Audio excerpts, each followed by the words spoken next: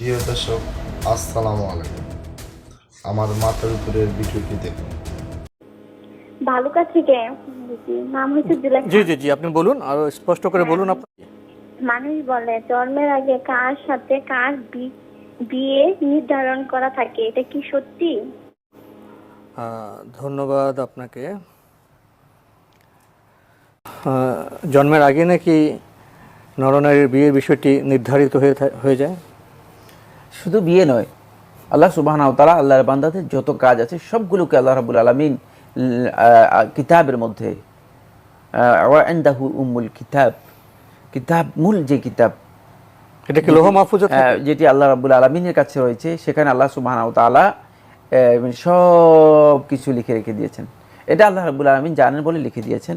বাকি এর অর্থ এই নয় যে মানে এই ওই লেখা অনুযায়ী মানে আপনি এই কাজ করতেছেন।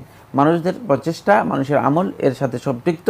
মানুষ তার প্রচেষ্টা করবে, এর মাধ্যমে মানুষের কাজগুলো সম্পন্ন হবে। কিন্তু আল্লাহ সুবহানাহু ওয়া তাআলা সবটাই জানেন, সবটাই আল্লাহ রাব্বুল আলামিনের কাছে লিখিত, লিপিবদ্ধ, এবং এগুলো একেবারে এমন যে মানে এগুলোর মধ্যে আল্লাহ সুবহানাহু ওয়া তাআলার কাছে কোনো পরিবর্তন নেই। ওমা ইউবাদদালুল কাউলু লাদাইয়া, আল্লাহ সুবহানাহু ওয়া তাআলা বলতেছেন যে আমার কাছে কোনো ধরনের পরিবর্তন নেই, আল্লাহ তাআলার কাছে কোনো পরিবর্তন নেই। কিন্তু এই পরিবর্তন, এই সিস্টেম সব কিছু এটা আমাদের জন্য।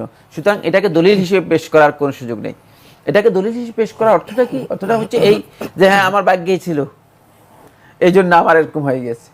এটাকে কেউ দলিল হিসেবে পেশ করার এই সুযোগ নেই। বরং তিনি চেষ্টা করবেন, তার প্রচেষ্টার পরে আল্লাহ সুবহানাহু ওয়া তাআলা তার জন্য যেটা বরাদ্দ রেখেছেন তিনি সেটা পাবেন। বিরতির সময় কাছে আসলেও বলতে আমাদের দু একটি কথা বলা প্রয়োজন। এই বিষয়টি নিয়ে আমাদের সমাজে গ্রিক ফিলোসফি, নানা দর্শন এসে বিভ্রান্তি সৃষ্টি করেছে এবং গানও রচিত হয়েছে, যেমনি নাচাও তেমনি নাচে। ভিডিওটি ভালো লাগলে লাইক করুন, শেয়ার করুন, কমেন্ট করে আপনার মতামত জানান আমাকে।